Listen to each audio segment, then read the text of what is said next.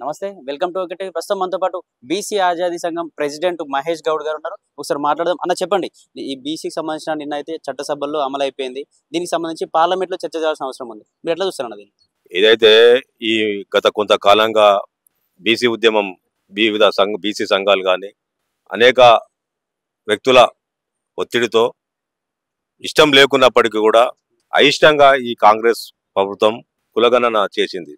కులగణన కూడా తప్పుల తడకగా చేస్తే మళ్ళీ ఒత్తిడి చేస్తే మళ్ళీ రీసర్వే చేశారు. అది కూడా పూర్తిగా అసంపూర్ణంగానే జరిగింది. అయితే ఈ ప్రభుత్వం బీసీలకు ఏదైతే కామారెడ్డి డిక్లరేషన్ ప్రకారం 42% రిజర్వేషన్ అమలు చేస్తామని ఎన్నికల్లో హామీ ఇచ్చారో దాన్ని అమలు చేయాలన్న చిత్తశుద్ధి లేదు. కేవలం వీళ్ళు బీసీలో ఓట్లు వేసుకుని అధికారం రావడానికి మాత్రమే వీళ్ళు పనిచేసినట్టుగా కనబడతా ఉంది. వీళ్ళ పనితనం చూస్తూ ఉంటే ఇప్పుడు మళ్ళీ దీన్ని మొక్కుబడిగా అసెంబ్లీలో బిల్లు పాస్ చేసి ఇది కేంద్ర ప్రభుత్వంకి ఆమోదించి ఇది కేంద్ర ప్రభుత్వానికి పంపితే అక్కడ ఆమోదించి 9th షెడ్యూల్లో పెట్టాలని అక్కడ బీజేపీ అక్కడ కేంద్ర ప్రభుత్వంపై నెట్టేసే ప్రయత్నం చేస్తా ఉన్నారు. నేను ఒక విషయం చెప్తా ఉన్నాను, ఈ 9th షెడ్యూల్ కేంద్ర ప్రభుత్వానికి తర్వాత సంగతి. ఏదైతే ఇదే విధంగా గత సంవత్సరం బీహార్లో కులగణన చేసి అక్కడ దాన్ని ఇంప్లిమెంట్ చేశారు జీవో ద్వారా, ఇక్కడ నువ్వు ఎందుకు చేయడం లేదు? నేను ఒకటే ప్రశ్నిస్తా ఉన్నాను, ఏ మాత్రం ఈ కాంగ్రెస్ ప్రభుత్వానికి బీసీల మీద చిత్తశుద్ధి ఉన్నా ఈ 42% రిజర్వేషన్ ఏదైతే విద్యా ఉద్యోగ రాజకీయ ఏదైతే ఉన్నదో దాన్ని జీవో ద్వారా వెంటనే అమలు చేయాలి. మీరు తర్వాత విషయం మీరే చెప్తా ఉన్నారు, అది కోర్టులో కొట్టేస్తాయి, అదవుతుంది ఇదవుతుంది అంటే మీరు దీన్ని అమలు చేయాలని మీకు చిత్తశుద్ధి లేదనేది ఒక స్పష్టంగా ఉంటుంది. మీరే ప్రిపేర్ చేస్తా ఉన్నారా? మీ సామాజిక వర్గాలని మీరే ప్రిపేర్ చేసి దీంట్లో కోర్టులో ఛాలెంజ్ చేయమని మీరే ప్రిపేర్ చేస్తా ఉన్నారా? మీరు తర్వాత విషయం కోర్టులు కొట్టేసాయా ఉంటుందా అనే తర్వాత విషయం, మీరు జీవో తెచ్చి దీన్ని ఇంప్లిమెంట్ చేయండి.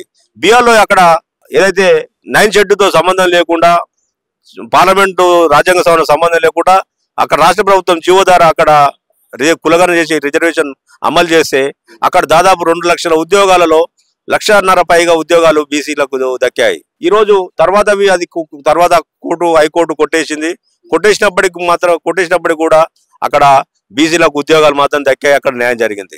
అనేక ఇప్పుడు గ్రూప్ 1 కానీ ఇంకా వేరే అనేక గ్రూప్ 2 కానీ గ్రూప్ 3 కానీ అనేక ఉద్యోగాలు ఉన్నాయి. ఈ రోజు ఈ 42% రిజర్వేషన్ అమలు చేయకుండా నువ్వు ఉద్యోగాలు భర్తీ చేస్తే బీసీలకు తీవ్ర నష్టం జరిగింది. తీవ్ర నష్టం జరుగుతుంది. ఎందుకంటే తెలంగాణ ఉద్యమమే బీసీ ఎస్సీల కోసం వాళ్ళకు సామాజికంగా ఆర్థికంగా రాజకీయ కోసం. దానికి విరుద్ధంగా ఈ రోజు వీళ్ళు పనిచేస్తా ఉన్నారు. వీళ్ళు అమలు చేయాలని ఏం లేదు, కేవలం ఎన్నికల్లో అధికారంలో రావడానికి మాత్రమే అనేక హామీలు ఇచ్చారు. ఈ రోజు అధికారం వచ్చిన తర్వాత దాన్ని దాటవేసే ప్రయత్నం చేస్తా ఉన్నారు.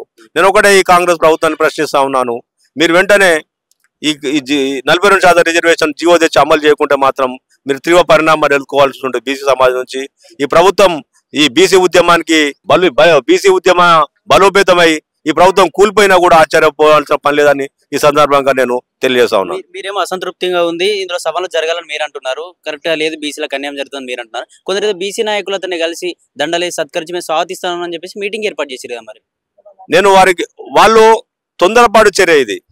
నేను వాళ్ళ బీసీ ఉద్యమంలో వాళ్ళు పాల్గొంటున్నటువంటి కానీ వాళ్ళు పోరాటాలు కానీ ఎలాంటిది కూడా నేను వాళ్ళని శంకించడం లేదు. కానీ తొందరపాటు చర్య అత్యుత్తమం. ఇప్పుడు బీహార్లో మరి బీహార్ అక్కడ జరిగినటువంటి వాళ్ళకు తెలియదా, లేకపోతే ఐడియా లేదా? ఈ 9th షెడ్యూల్లో పెట్టకముందే పార్లమెంట్లో ఆమోదించక ముందుకే దీన్ని జీవో ద్వారా రాష్ట్ర ప్రభుత్వం అమలు చేయొచ్చు. ఎందుకంటే మనది భారత ప్రజాస్వామ్యం, ఈ ఫెడరల్ వ్యవస్థ, సమాఖ్య. కొన్ని విషయాల్లో రాష్ట్రాలకు సర్వాధికారం ఉంటాయి, కొన్ని విషయాల్లో కేంద్రానికి అధికారం ఉంటాయి. ఇవాళ అమలు చేసినటువంటి ఏదైతే 42% రిజర్వేషన్ ఉందో ఆ చట్టసభల్లో కాదు, చట్టసభల్లో అయితే కేంద్రం కంపల్సరీ. ఇది ఓన్లీ లోకల్ బాడీ ఎలక్షన్ విద్యా ఉద్యోగం ఓన్లీ రాష్ట్రానికి సంబంధించింది. ఈ రాష్ట్ర ప్రభుత్వం అమలు చేయవచ్చు. మరి ఈ విషయం వాళ్ళకి తెలియదా కాదు? మరి వాళ్ళు మేధావులు ఉన్నప్పటికీ కూడా మరి తొందరపాటు చర్య ఏం జరిగిందో తెలియదు. మొత్తం మీద మాత్రం వాళ్ళు ఒక పొరపాటు మాత్రం చేశారు. ఏదైతే దీన్ని కేంద్ర ప్రభుత్వంపై నెట్టి ఇక్కడ కాంగ్రెస్ ప్రభుత్వానికి ఏదైతే మద్దతు పలుకుతా ఉన్నారో అది తొందరపాటు చర్య అని నేను సందర్భంగా తెలియజేస్తా ఉన్నాను. అసలు దాన్ని జీవో ద్వారా తెచ్చేది ఇక్కడనే అమలు చేయొచ్చు. బీహార్లో కూడా జరిగింది అదే. ఆ విషయాన్ని వాళ్ళు గుర్తించుకోవాలని నేను ఈ సందర్భంగా తెలియజేస్తా ఉన్నాను.